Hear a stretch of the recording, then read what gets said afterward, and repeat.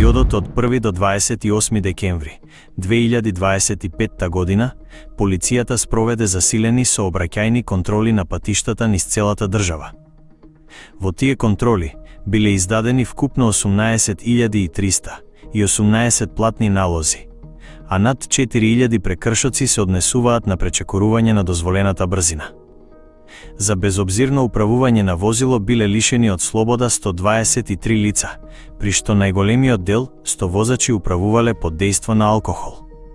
Евидентирани се и случаи на екстремно брзо возење, возење во спротивен правец, како и возење без возачка дозвола. Во декември биле санкционирани над 5000 случаи на неправилно паркирање, изречени се 679 казни за возење под дејство на алкохол, а над 1000 учесници во сообраќајот не користеле сигурносен појас. Од сообраќај биле отстранети и возила поради нерегистрација или техничка неисправност, а санкции добиле и пешаци и мотоциклисти.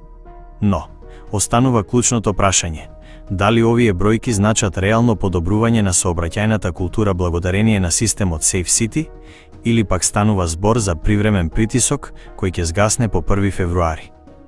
Ако контролите не продолжат со ист интензитет и ако санкциите не бидат доследни, ризикот е ова да биде уште една кампања што ќе се памети само по статистика, а не по побезбедни патишта.